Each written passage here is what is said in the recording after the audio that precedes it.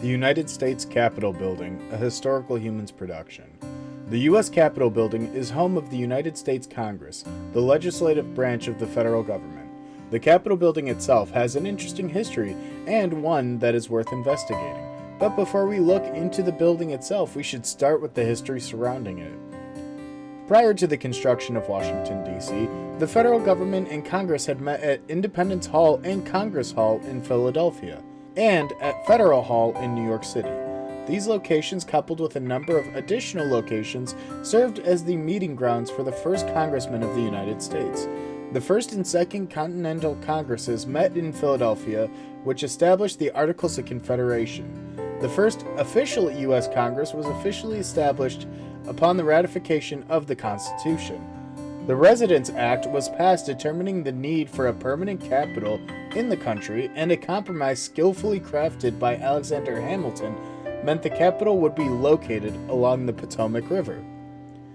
Pierre Charles L'Enfant was tasked with creating the new city plan for the capital. He started with Jenkins Hill, what L'Enfant called a pedestal waiting for a monument.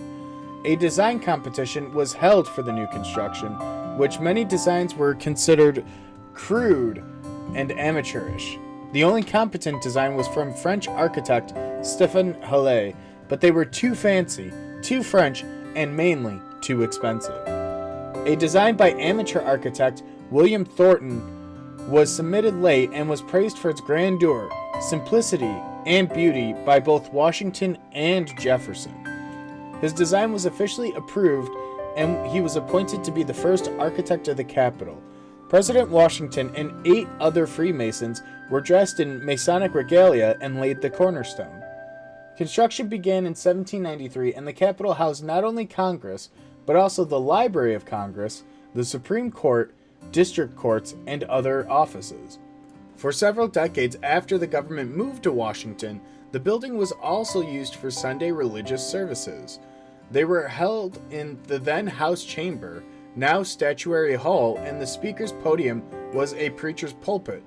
During the War of 1812, the Capitol was partially burned by the British on August 24, 1814. During the period of Reconstruction, Congress met in the old brick Capitol, a temporary structure. By 1850, it was evident that the Capitol could not hold all of the growing numbers of legislators coming in from the newly admitted states. 2 new chambers were added, one for the House of Representatives and one for the Senate. The workforce for this upgrade consisted mainly of slaves and Scottish stonemasons. At the time of this expansion, the new wings had dwarfed the original dome, and it was eventually torn down and rebuilt in favor of a new, larger design dome. One of the more curious features of the Capitol building is the presence of an area known as the Crypt. It was built to originally be the burial place of George Washington. However, due to a stipulation in his will, he was buried at Mount Vernon. The crypt currently houses a museum with the history of the Capitol and contains an ornate compass star inlaid in the floor, demarcating the quadrants and layouts of Washington, D.C. When the crypt was eventually completed in 1827, renewed attempts were made to reinter Washington at the Capitol. However, due to the aforementioned will and the refusal of the plantation's owner, John Washington, this plan never came to fruition.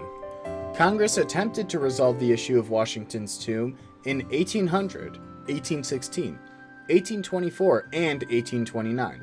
Congress continued to try and push for Washington's body to be transferred in 1830 after an attempt to steal Washington's head that led to Mount Vernon being vandalized. It was at this point that John Washington built a more secure tomb.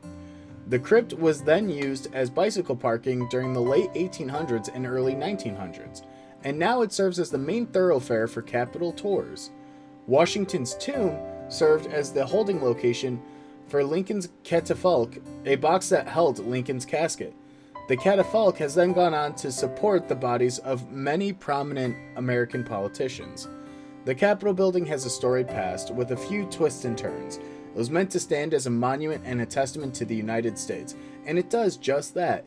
Even the symbology, with attempting to inter the first president within the bowels of the building, show the significance of both the location and the person.